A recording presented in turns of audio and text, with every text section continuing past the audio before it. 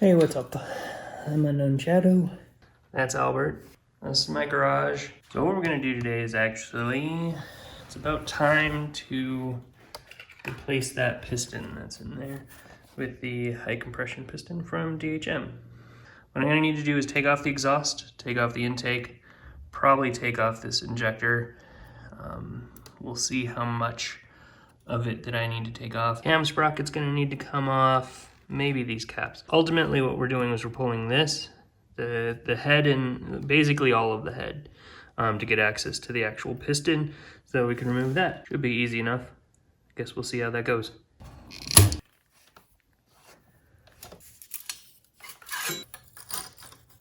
As you can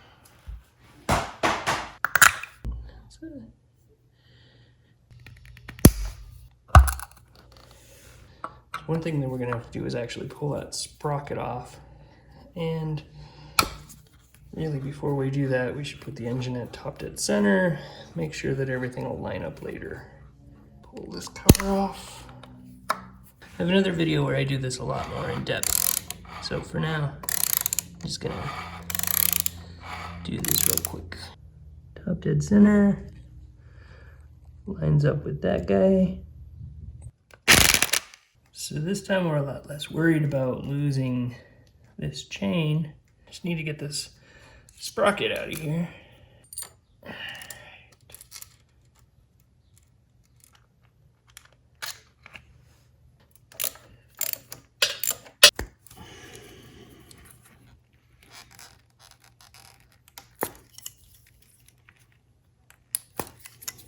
If you had an air box rather than replacement air intake, all of that would have had to come off before this, so it's at least one step I didn't have to do.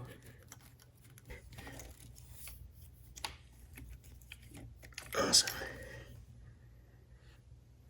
Just a little, it's got some pegs on it to keep it in place. Gotta watch out for these O-rings, but they're doing okay. This bolt right here is the cam chain tensioner. I'm just gonna loosen it a little bit, just so we can see some threads on it.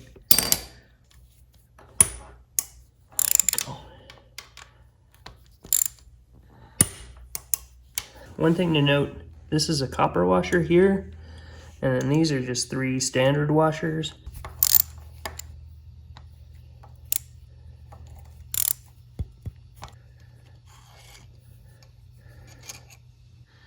So now that should just slide right off. Let's let that chain dangle there. Let this guy. Got this gasket.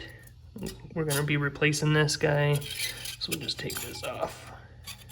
We also want to make sure these dowel pins stay in here.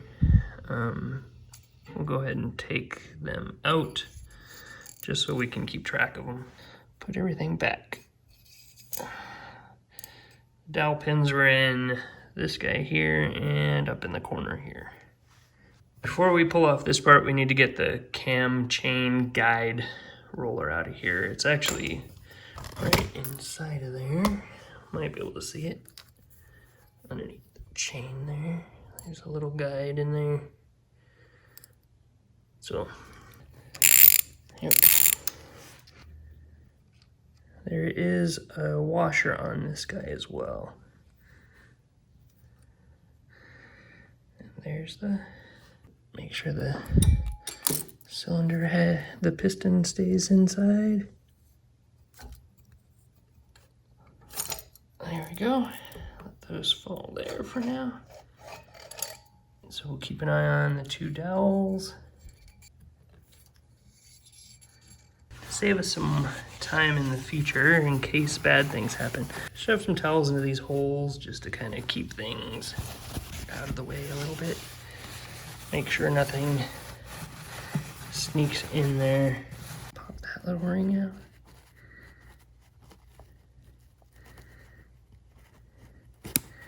There we go. Just pushing on it from the other side with my finger. Just kind of slide that the rest of the way out. There we go. Interesting scoring on that. Huh. So here's everything we've taken off the bike. We've got the exhaust off, spark plug. Took those caps off, probably didn't need to. cam chain sprocket, the sprocket cover, the throttle body gasket, and a little bit of the cover for the throttle, some of the plugs for the timing. We have the cylinder head taken off. We have the cylinder itself out. Looking inside the cylinder, actually looks pretty nice.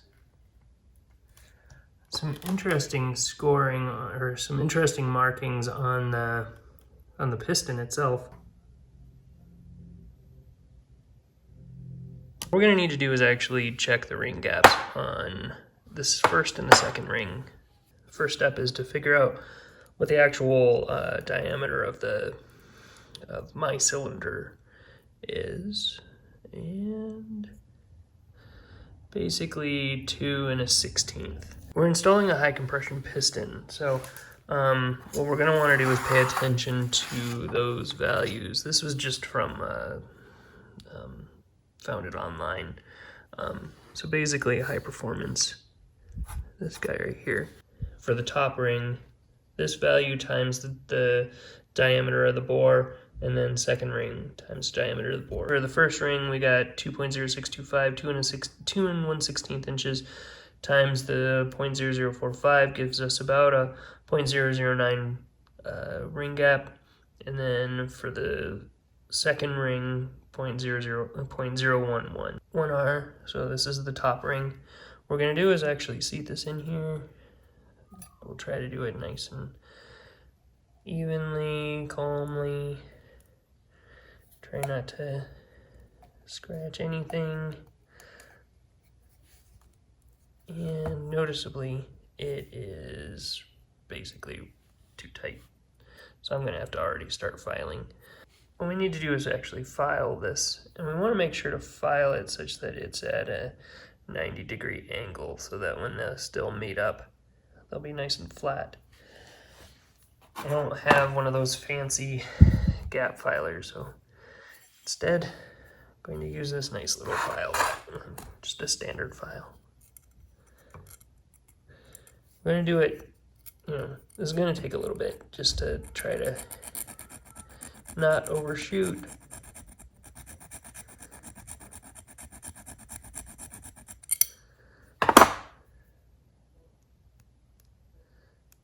Took a little bit off. We're going to just keep doing this and checking and doing it and checking. It's going to take a bit, but it's going to be the best we can do so we don't mess it up.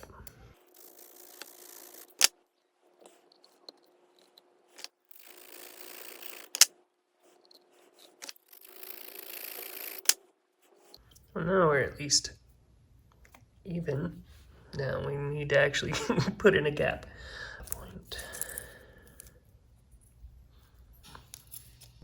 0.009. Yeah, there's no gap, so we're gonna still have to keep.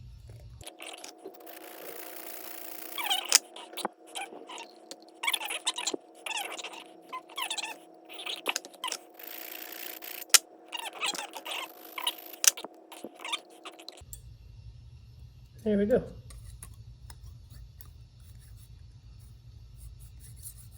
So that's the upper ring. Now we need to do the lower ring. 2,000 years later.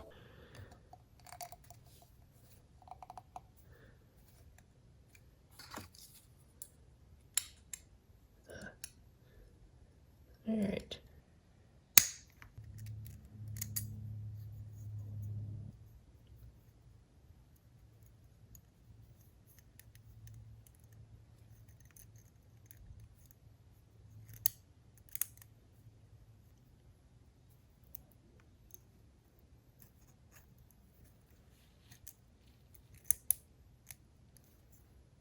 And just to get it to seat.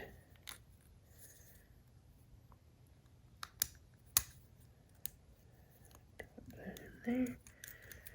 Just kind of circling around. Cool. This piston doesn't have any markings on it. It does have this F, but it doesn't have any other markings on it. You'll see on the original piston, you had the in right there. And what that does is that's marking where the intake is. So effectively you want that up. On this guy, we don't have those markings on it, at least mine doesn't. This cutout here is going to be bigger on the intake side. Go in here and kind of like eyeball a measurement just to see the difference between the two, like a little over 3 centimeters. Whereas on the other end of this, you'll notice that same cutout is a lot less. So that same distance is just under 3 centimeters. So that's going to be up. So what we need to do is actually figure out the alignment a little bit of these O-rings to each other, or of these compression rings to each other.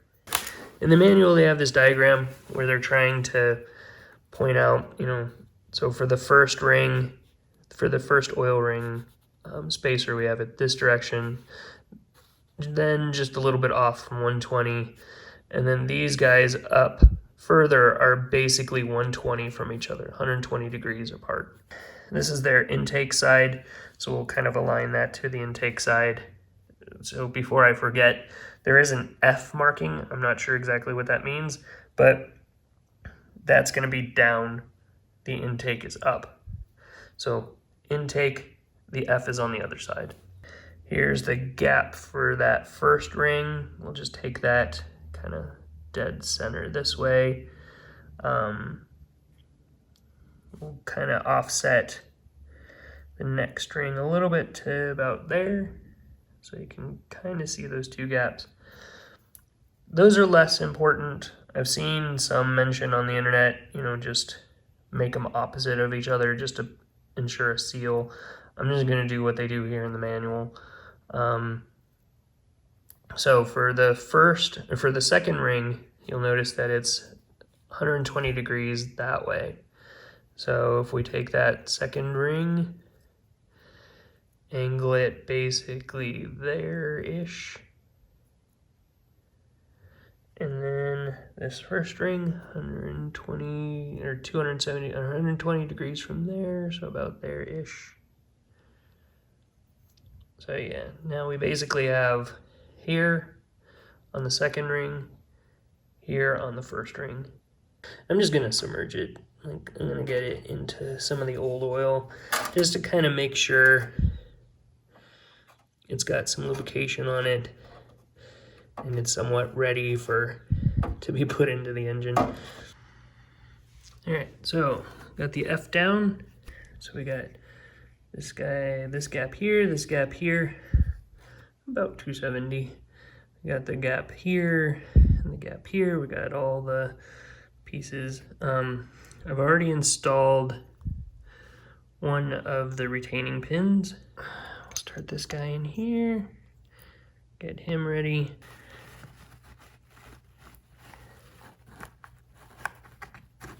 Here we go. So pushing that all the way in.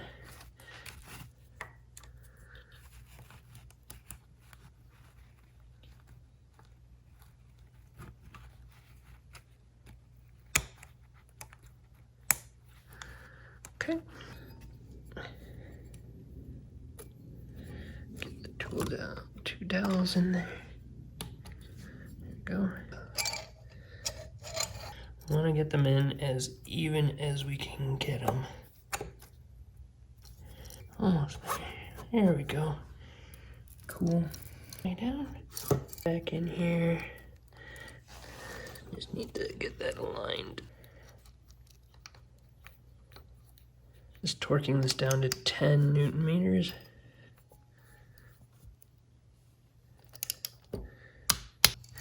Dowels go in here and up here. That tab going up. Make sure that goes right over those dowels. Get that chain through.